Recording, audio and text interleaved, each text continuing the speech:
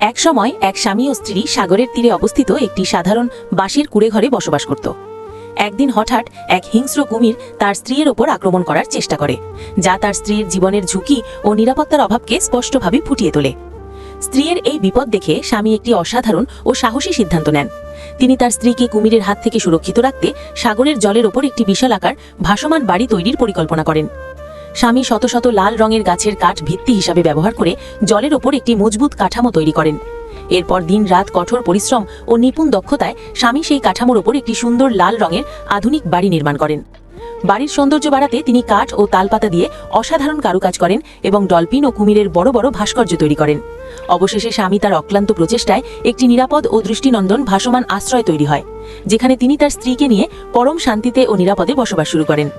লোকটির এই পরিশ্রম ও তার স্ত্রীর প্রতি গভীর ভালোবাসারই বহিঃপ্রকাশ।